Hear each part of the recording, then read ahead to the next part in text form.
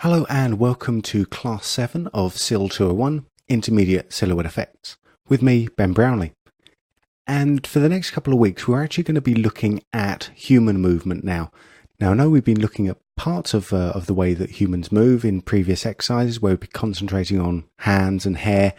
But for this one, we're going to go back to some fundamentals and actually start to pick apart a bit of human movement and see how some basic anatomy can sort of really help speed things along.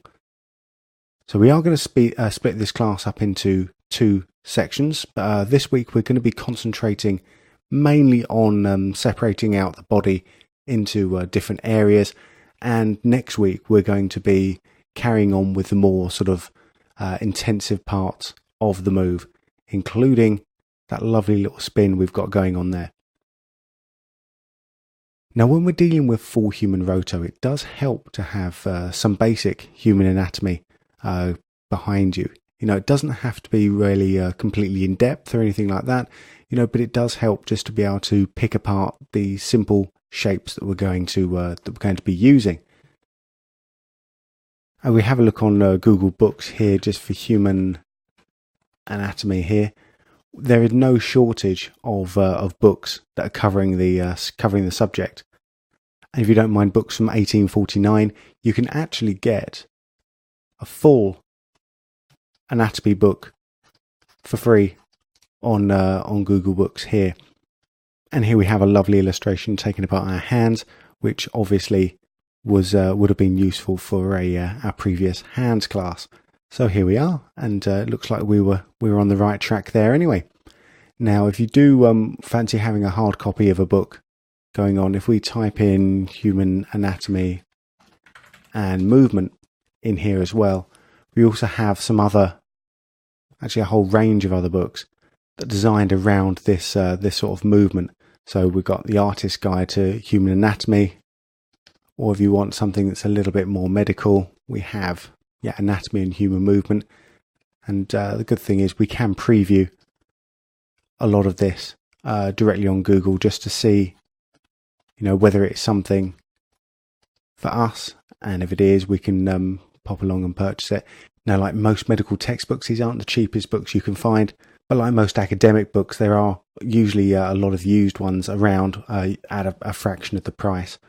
And a lot of the time, you don't really have to look much further online than where you would normally buy your regular books. But with that in mind, today we're going to just look at a couple of different ideas. Now, of course, I won't be teaching you full human anatomy, but hopefully we'll get some sort of idea about the way that I approach things. One of the things I do like doing when I'm looking at this sort of shot is to start thinking of the body as a sort of like a machine, as a sort of series of levers and joints, sort of all mixed together that we can take apart. Now, the thing that really sort of starts to separate out a human body, separate from sort of like a hard surface machine, is we're not just dealing with a series of predictable parts, hard body parts that are just moving in exactly the same way. We do have the movement going down. If we just take a look at the left leg here, we do have the movement of the glutes coming down to the upper leg, going to the joint of the knee, going to the calf, going down to the ankle, and then to the foot. So we do have, that hierarchy built up there. But one of the other things that is interesting to note is, we're not just dealing with a series of bones here. We're also dealing with muscles that are moving as well. So we'll take a look at this leg here. Instead of just staying the exact same shape all the way through, as the different muscles come into use, you're going to get different parts flexing and compressing. This is going to add another layer of complexity onto our hierarchy here. So we have not just the movement of the hard bones going on inside, but also the soft tissue going around the outside. And with most human roto as well, we do have clothes to think about as well. So this is going to add another level of complexity as well. So we don't just have, most people aren't just running around in sort of a skin tight suit. And even with a skin tight suit, we're still getting some clothing issues. We are going to see, hang on, let me just zoom in here. We are going to see clothes start to pucker and bulge as well. So that's going to add one more further level of complexity onto our shot. So how do we start to break this down? Well, let's take a look at the shot in its entirety again. Take a look, and we start to do our traffic light system that I'm so keen on. And if we take a look, we do have some small camera movement in there. There's a small amount of camera shake going on in there, which I would like to get rid of. And then with regards to the actor here, we've got motion blur to consider. We also have obviously a large range of motion when we have this full flip going over. So we're going to have to find a way of dealing with shapes coming in and out of frame throughout the entire shot. But the first thing I'm going to do is stabilize the shot up.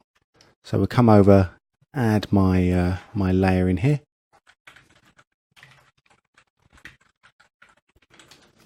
My camera stabilize, come over to my tracker. Let's have a look. We do have a bit of rotation going on here.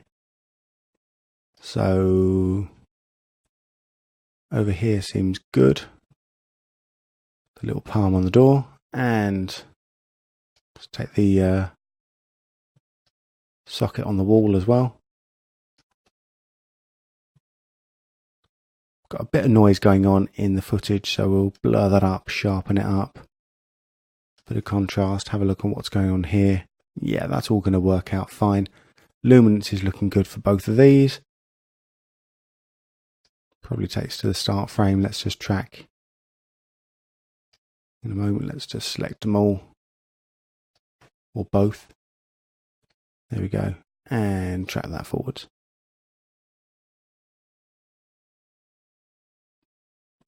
Cool, let's just step through using ZNX.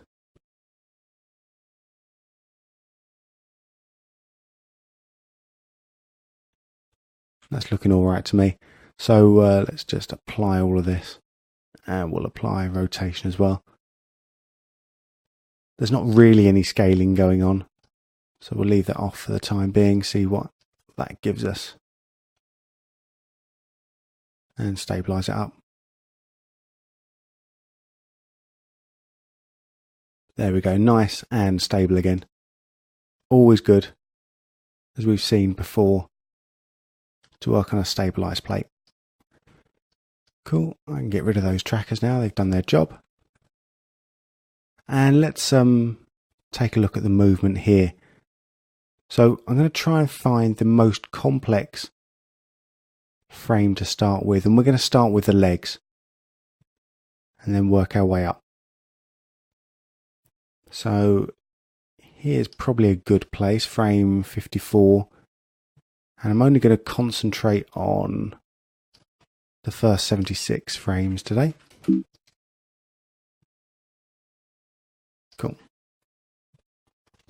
So let's take our first leg, our left leg here, and we'll start at the top. So let's take the this meaty part up here, come down, and take the glute there. Keeping our shapes nice and simple again. So we'll call this glute left. Now when it comes to naming conventions, a lot of people have their own particular style. Well, as we'll see, actually let's take us on the next one here, and we'll take us down the leg. So I'm going to do the top leg here, and I'm going to make sure that we do have quite a bit of overlap between our shapes. That just helps us out and reduces the chance of having any gaps. And I'm going to call this one left leg, top. This is glute, left glute. Yeah, so I tend to go for the side, the body part, then the height. So whether it's top or bottom, and then any sort of other characteristics I go for. I must admit I'm not as consistent as I generally should be. Sometimes I switch around by going body part, then side, and then height. But I tend to keep it, plain enough so that if anyone needs to take over my work, they can look through this hierarchy and actually quickly understand what's what. Cool. So actually, before doing the leg here, I'm actually going to just come in, turn that off, and we'll keyframe up the glute there. So let's take it back.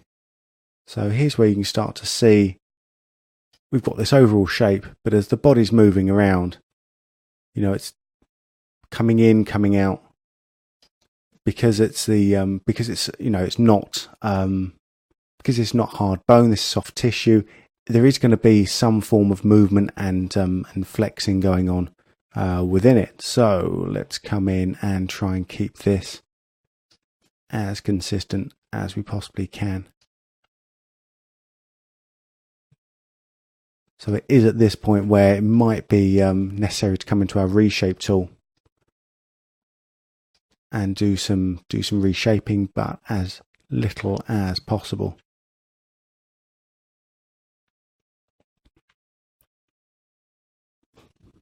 So I can tell we can probably just come in, transform this up just a wee bit.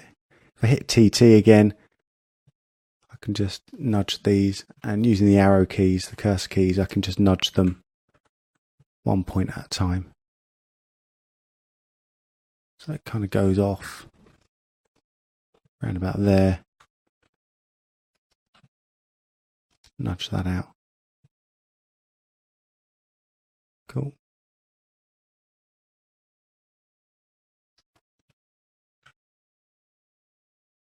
Take to the next point here.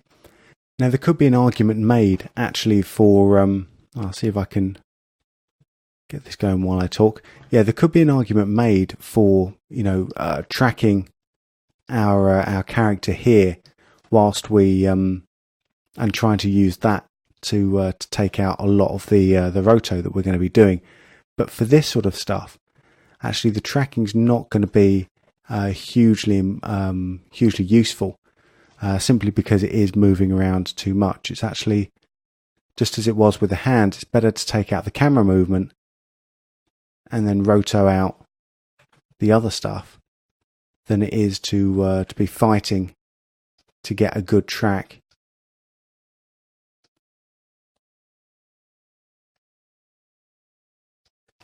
Which will actually work against us in the long run. So you can see as we go further back, the shape of the glute here disappears out, and it's at that point where you really want to start to capture it.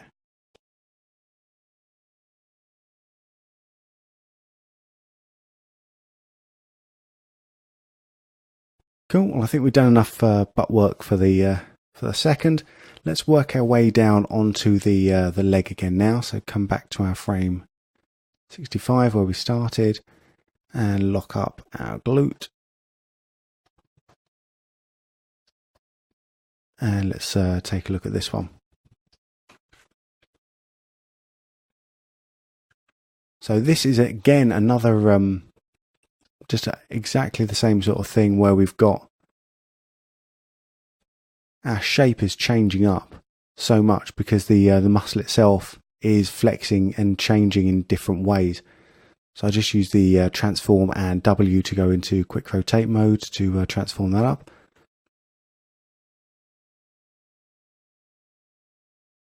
So we're looking for those areas of movement, not just in like the total character way, but also looking for it in terms of how the muscle is starting to move as well.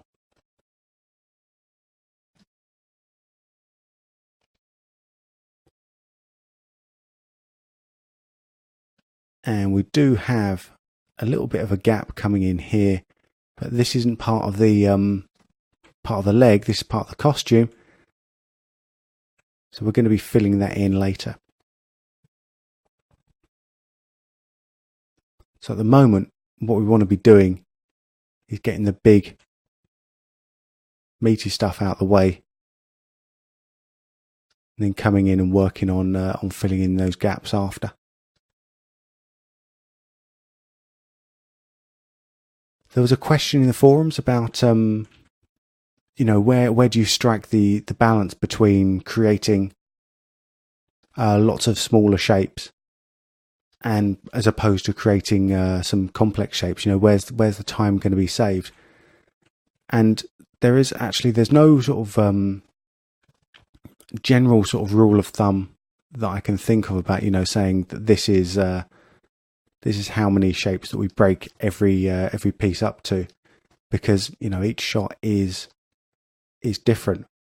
But the thing is, you break it into as small a number of shapes as you can, and if you're breaking it into if the shapes you're creating have a lot of points to it. Here we just look at the total number of points in this shape. We've got 2, 4, 6, 8, 10, 11, and even that is quite a good number of points. That's quite a large number of points. We can probably get away with taking some of those out, but if we're going in and trying to roto up some very complex shapes, like something spiky, for example, we don't want to be going in and drawing all of those spikes in as one if they're all moving individually.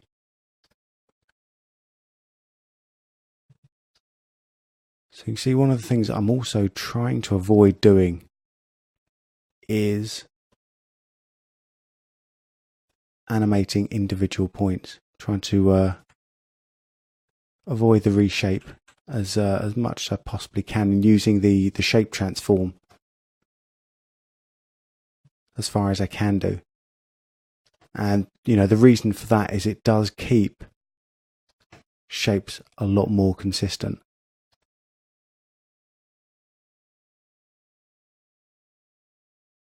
Cool. Alright, because we've got actually something, let's take this into full screen with F here. Take a look at that and turn my overlays off. And let's just set that swing going between frame 47 and 65.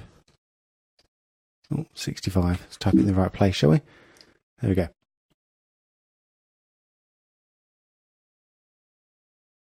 Cool, so we've got something else happening here in a second.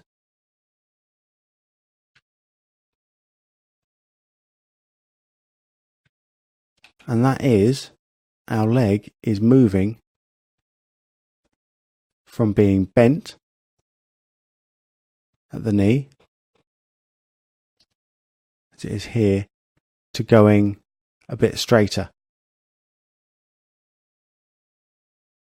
And this happens a lot when people are walking, obviously, is you have this, instead of just like a regular kind of scale and rotation going on, you have this sort of change in perspective as legs move up. And that's something that is, again, much more easily taken away with the transform tool and the distort, so holding down the Alt and just distorting your shape up, than it is by using the rotation scale tools, which actually don't describe the same sort of movement. So this is much more distortion movement than it is a rotation and scale movement. Cool, let's work our way down even further. I'm going to look at the calf. I'm going to skip out on this joint here for a second, because we're going to come back to that.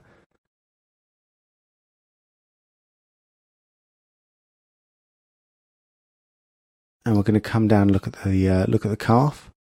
So let's take the calf here, frame 53, look up the top of my leg and come in, and let's just, here again, we're going to take turn the overlays on again. Yeah, we're going to take the muscle here as our reference point, because the muscle itself, let's move on a little bit. See, the muscle itself is going to be changing shape. The bottom part of the foot here isn't going to be changing shape because there's very little muscle going on here now. That's pretty much all bone. But here we've got a really big calf muscle going on. So this is where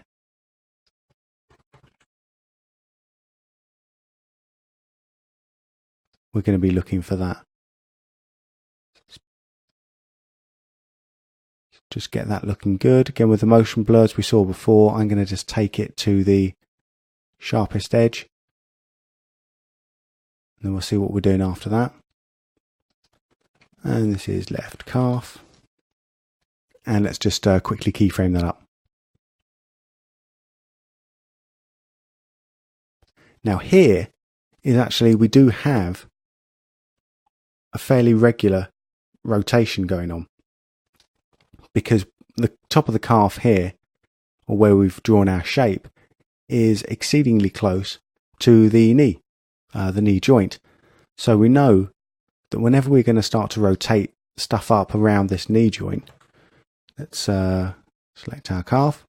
So when we're going to rotate this up, let's bring this over here, we know that the anchor point is going to be around our knee joint as well. So if I hit W while my cursor's over the knee, that's going to get us a bit closer into the area where I want to be. Now this shows us up actually something else that is kind of interesting. Let's just turn this off for a second, turn the overlays off. Is that we're starting to see a perspective shift. So our first keyframe, we had a just a back shot of the calf itself. But as we come back again here, we can start to see the front part of the foot, so the shin that we couldn't see before. So the question starts to come is, you know, how far do we start to sort of change up this shape here to take in this newly revealed detail? And to my mind, this is really another sort of classic case of, you know, how simple can we keep this? If there's not much more exposed than this here, you know, I probably wouldn't be against actually coming in with our transform tool and seeing if we can seeing what we can do to distort this out a little bit to take in that new area, because the area is it's actually rather small and there's not a huge amount of extra stuff revealed. So as I come through here and I just see that actually I need to bring this up a little bit to get my consistent point to point.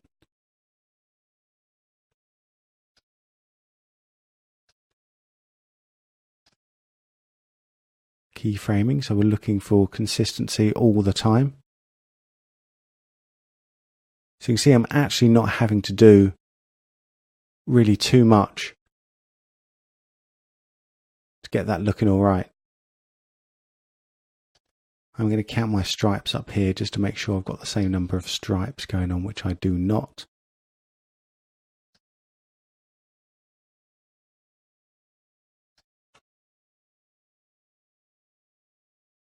There we go. Yeah, so if I don't have to change my main shape too far, then I would come in and, you know, keep that as one shape. Just keep it simple, keep it nice and consistent. If on the other hand I was seeing a whole new side of that there, then I would come in and start to create a new shape. And this is one of the things we'll be seeing next week. Cool, so we've got another point of impact there. Let's come in, going to say rotate that around, but I really don't have to. Boom. And that's the keyframe there. So you can see that it really does make sense, especially when it comes to this sort of movement. It's to look for the proper keyframes rather than coming in and rotating, say, every 10 frames. If we look at the distance between each of these frames, we've got 4, 3, 3, 4, 3. So you've got 3, 3, 3, 4. And here, well, we're coming all the way to the end until we have to add our next one.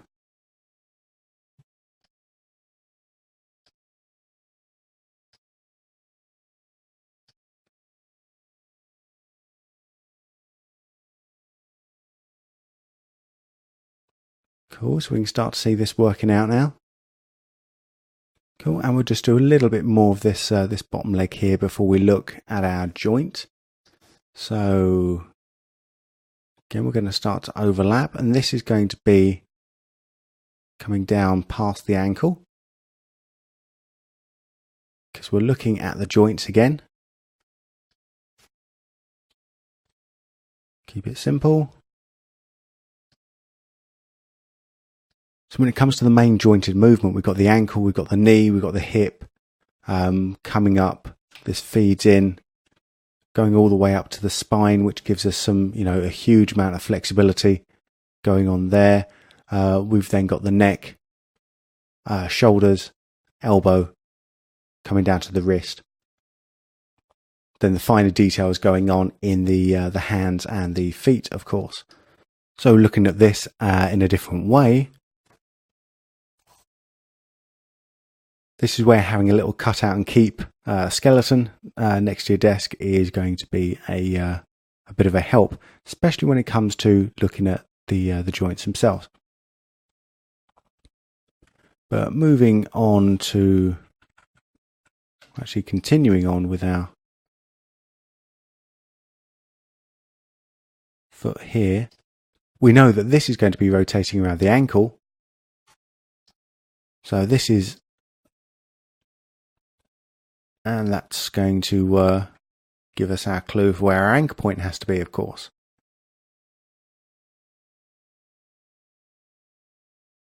And this also shows us why we need to have a nice overlap, because if I come in, just turn my overlays off again here, I want to have a nice smooth transition.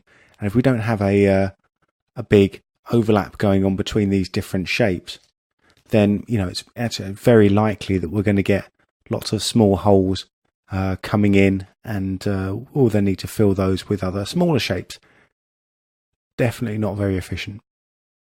So coming back here, looking at the movement, we've got another case of the foreshortening here, simply because the perspective is changing.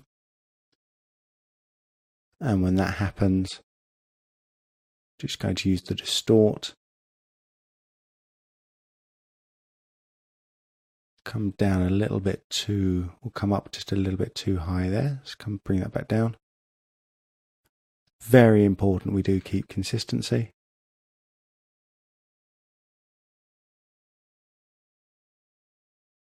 And it's mainly edge consistency. Let's actually,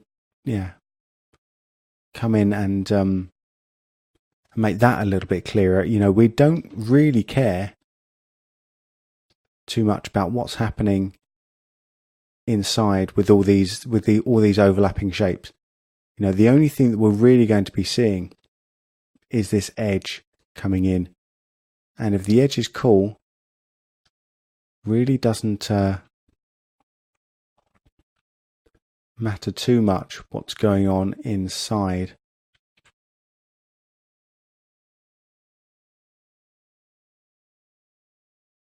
Missed the boat with that one a little bit. Let's see what's happened there.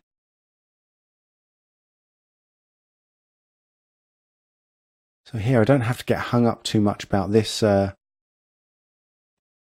particular edge at this point in time, because it's being covered by the boot. I only have to be worried about it in as much as it's going to affect the overall animation, the overall sort of point consistency.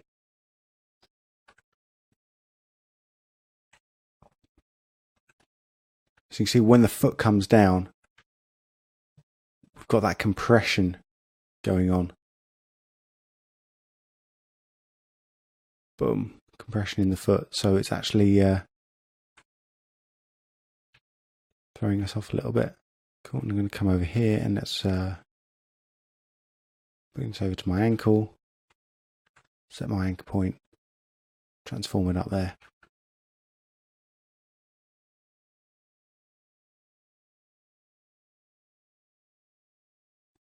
All right, let's see how that's looking. Let's give this a name first. Left leg, bottom. Turn on my motion blur everywhere, even in the node.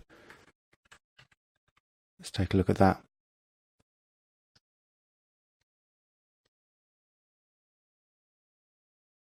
Take the stabilize off.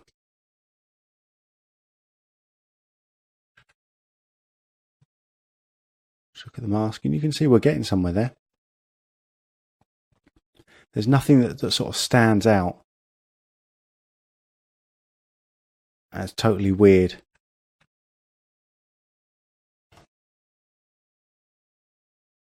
So we've got that compression hitting here.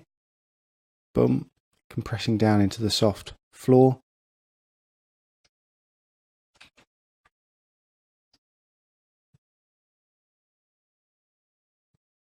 Bouncing back up. So the thing that we're missing really now is our joint. So that's our knee joint. Make sure all of these locked up. Cool. Now knees are funny little things. So we've got our actual knee bone going on here, and that's connecting the end of the femur and the top of the tibia. And because the main muscles of the legs are sort of pinned here, so we've got the quad going on here, then we've got the calf on the back of the bottom of the leg here, the tibia and the fibula. There's not a huge amount of muscle that's going on around the joints here, so we can quite clearly see, these the structure of these bones when we're seeing it from the side or from the top. And that's why particular attention has to be paid to the joints, because they can form some quite interesting shapes because of the structure of the bones behind them and the fact that they're so visible. Now, when we're seeing it from the back, indeed any of that fine detail, especially with the costume on. So what we really have to do is to sort of try and look at the simple shapes that we've got going on here, or identifying where the simple shapes are.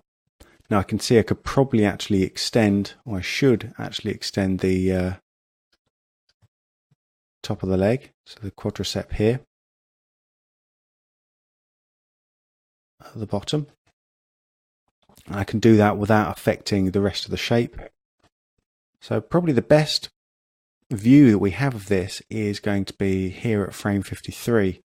And by all rights, we could be splitting this up into the section here for the top of the leg here, which is going above the joint, and one for the bottom, which is just not really just not covered by the calf all that well here. With this keyframe on the calf here, we can actually come up and bring that up, and that still remains consistent with our point-to-point matching anyway. So that was just a mistake as we were going through. Got one too many keyframes there.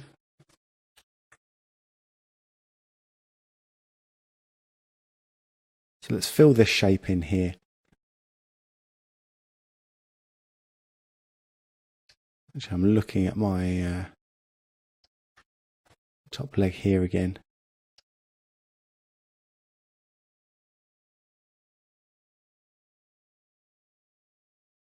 See if I can reshape that any way to keep that nice. Not really all that much different than before. So we'll come in, we'll do a couple of fill-in shapes. Do one for the top and one for the lower part of the leg. Alright, so let's start with the top and come in, taking care, keep it nice and soft and nice and overlapping as well. Left leg, top knee, op knee,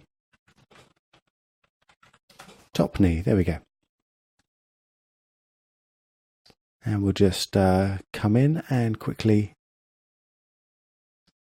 fill this in.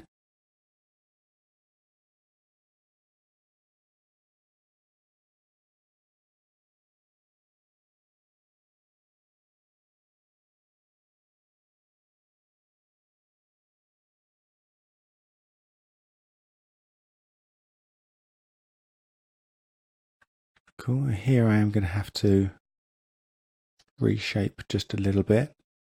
Now notice what I'm not doing. I'm not coming in and totally reshaping this area here. And the reason for that, and let's just give this a bit of a better colour. And use Shift A just to shift through my different overlay styles here.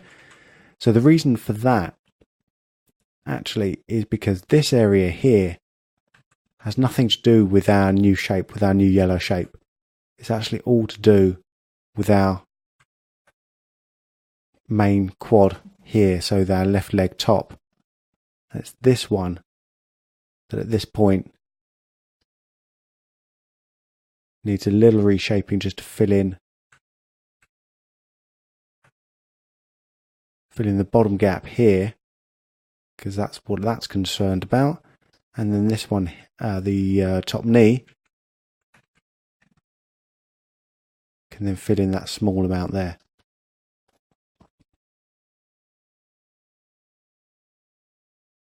By doing that, we actually hopefully keep a much more consistent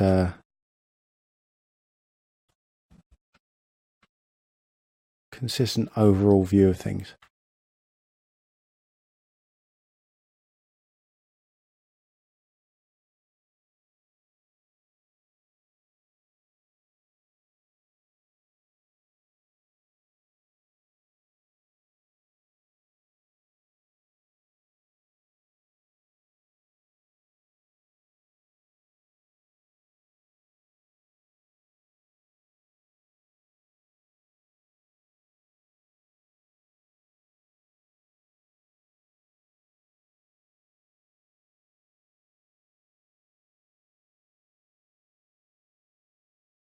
Cool, and now that's done, let's do the bottom part of the knee.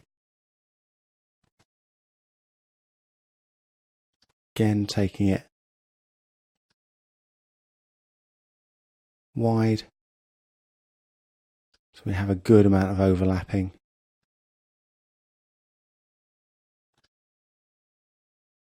So we can keep that edge consistency going nicely without worrying too much about what else is happening there. So left leg, knee bottom. This is going to be knee top.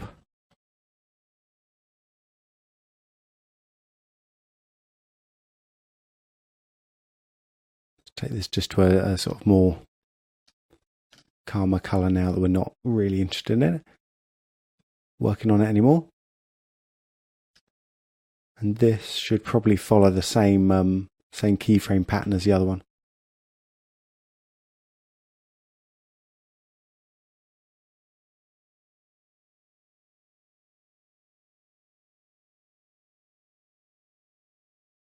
Yep, it looks like it is.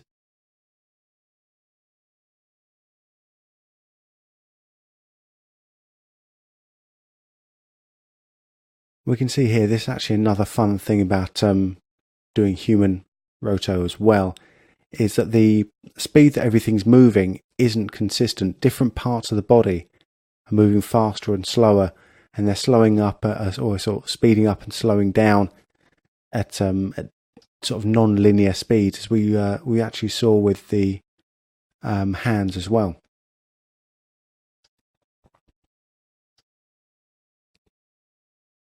So it's just more things to keep an eye on.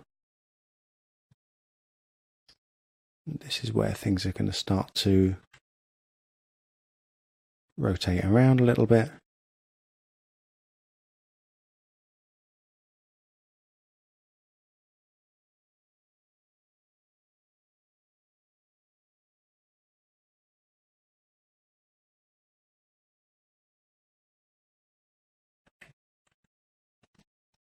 Cool, so we have things bouncing around a little bit in there.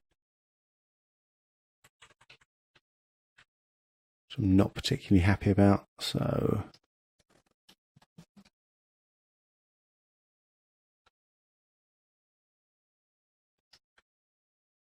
delete the keyframe. Try and find another part.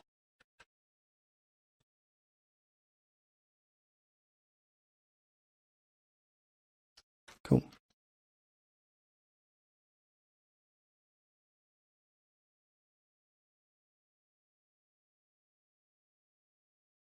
And we're starting to get there. Of course, we need to clean up a few of the edges and stuff, but actually we're not doing too badly at all. I'm going to blur that up just a tiny bit.